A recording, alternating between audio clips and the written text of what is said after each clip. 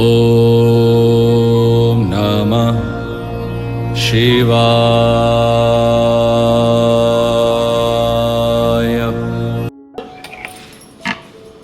Today is Somawar. We can recite Lingashtakam today.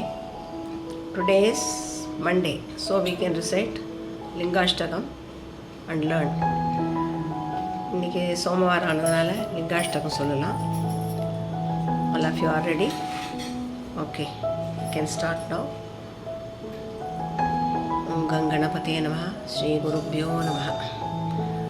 ब्रह्ममुरारिसुरार्चितलिङ्गं निर्मलभाषितशोभितलिङ्गं जन्मजदुःखविनाशकलिङ्गं तत्प्रणमामि सदा शिवलिङ्गं देवमुनिप्रवरार्चितलिङ्गं कामदहं करुणाकरलिङ्गं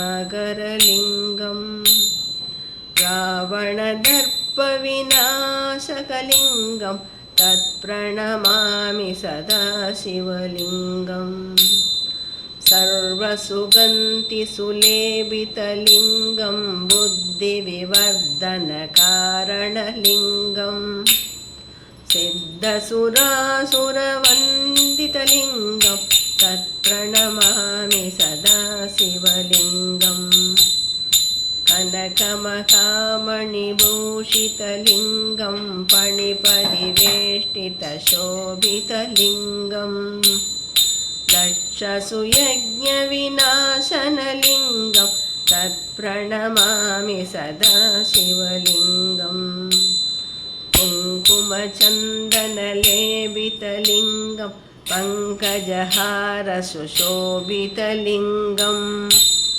सञ्चितपापविनाशनलिङ्गं तत्प्रणमामि सदा शिवलिङ्गं देवगणार्चितसेवितलिङ्गं प्रभावैर्भक्तिभिरेव च लिङ्गं दिनकरकोटिप्रभाकरलिङ्गं तत्प्रणमामि सदा शिवलिङ्गम् अष्टदलोपरिवेष्टितलिङ्गं सर्वसमोद्भवकारणलिङ्गम् अष्टदरिद्रविनाशनलिङ्गं तत्प्रणमामि सदा शिवलिङ्गं सुरगुरुसुरवरपूजितलिङ्गं सुरवनपुष्पसदार्चितलिङ्गं परात्परं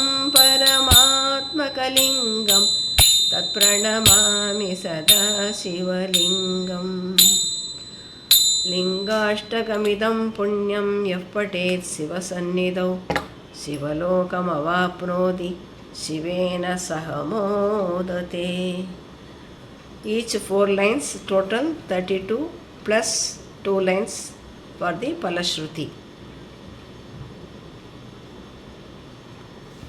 If you like the video, please subscribe and share please. Okay, thank you. ॐ नमः शिवाय।